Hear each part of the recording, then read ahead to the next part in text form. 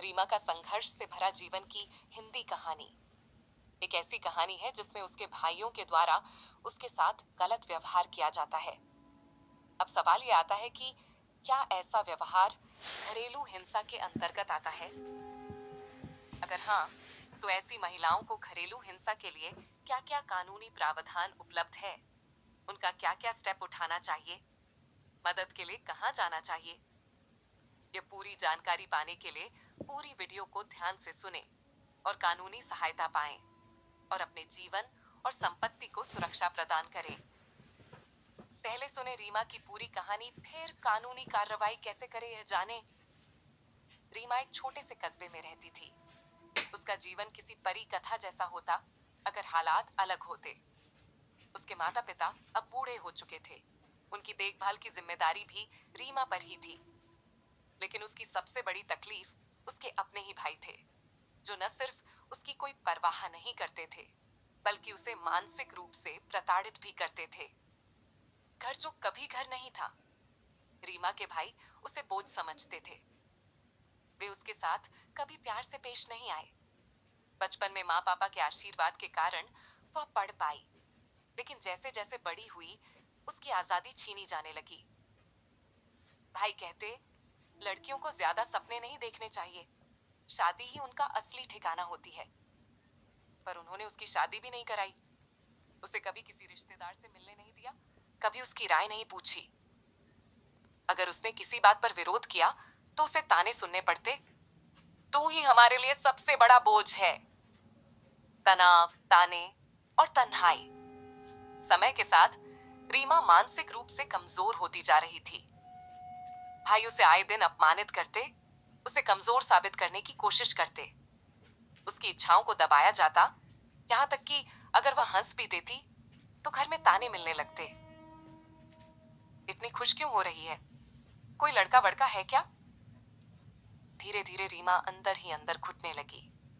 उसके माता पिता भी कुछ नहीं कर सकते थे, क्योंकि वे खुद भाइयों पर निर्भर थे। आखिर कब तक? एक दिन रीमा ने फैसला किया। उसने अपने अधिकारों के लिए लड़ने की ठानी। वह एक सामाजिक कार्यकर्ता से मिली, जिसने उसे आत्मनिर्भर बनने के रास्ते दिखाए।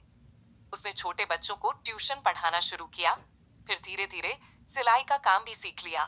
अब वह आत्मनिर्भर हो रही थी। निकलने का हौसला जुटाया।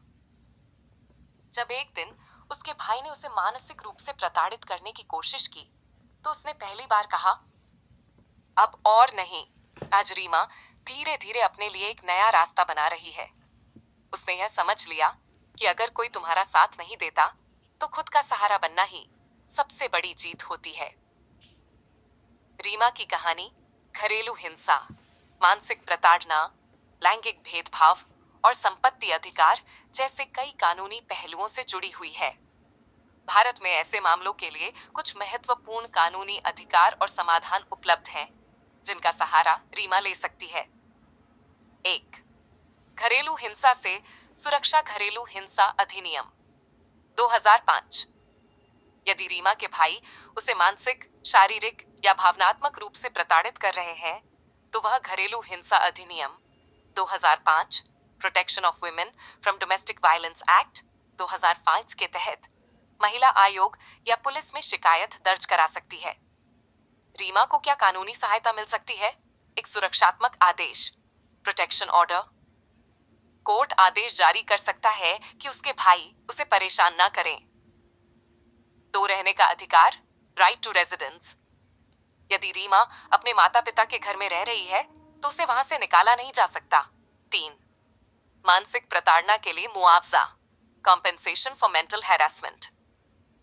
कोर्ट मानसिक उत्पीड़न के लिए भाइयों से आर्थिक सहायता दिलवा सकता है। शिकायत कैसे करें? महिला हेल्पलाइन 181 पर कॉल करें। स्थानीय पुलिस स्टेशन या महिला आयोग में शिकायत दर्ज करें। नजदीकी मजिस्ट्रेट कोर्ट, मेट्रोपॉलिटन मजिस्ट्रेट में याचिका दायर करें। दो पारिवारिक संपत्ति में हक हिंदू उत्तराधिकार अधिनियम 1556। यदि रीमा हिंदू परिवार से है, तो उसे अपने पिता की संपत्ति में कानूनी अधिकार है। रीमा के कानूनी अधिकार 2005 के संशोधन के बाद बेटियां भी बेटों की तरह समान अधिकार रखती हैं। यदि भाई उसे संपत्ति से वंचित कर रहे हैं तो वह सिविल कोर्ट में मुकदमा दर्ज कर सकती है। यदि भाई ने जबरदस्ती संपत्ति अपने नाम करवाई है तो यह धोखाधड़ी, फ्रॉड, आईपीसी सेक्शन 4 के तहत अपराध होगा। क्या करें? वकील की मदद से सिविल कोर्ट में केस फाइल करें। राजस्व विभाग, रेवेन्यू डिपार्टमेंट में शिकायत दर्ज कर भूमि का रिकॉर्ड चेक करवाएं। यदि संपत्ति पर जबरदस्ती कब्जा किया गया है तो पुलिस में रिपोर्ट करें। 3, मानसिक उत्पीड़न और धमकी भारतीय दंड संहिता आईपीसी के तहत कार्रवाई।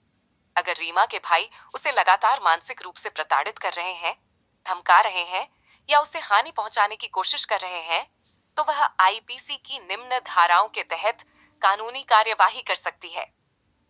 8, धारा 400, 98 महिलाओं के प्रति क्रूरता, क्रूअल्टी अगेंस्ट वुमेन।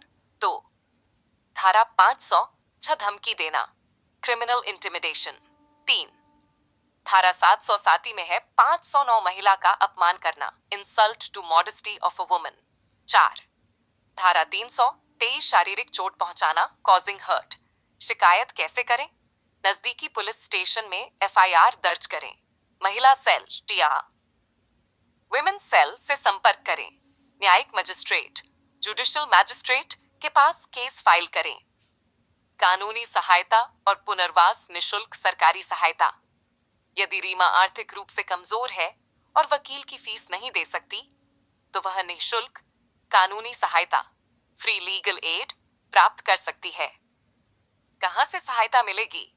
राष्ट्रीय विधिक सेवा प्राधिकरण NILSA, www.nalsa.gov.in, राज्य महिला आयोग, राज्य के अनुसार संपर्क करें। महिला एवं बाल विकास मंत्रालय की हेल्पलाइन 1090-1। 5, आत्मनिर्भर बनने के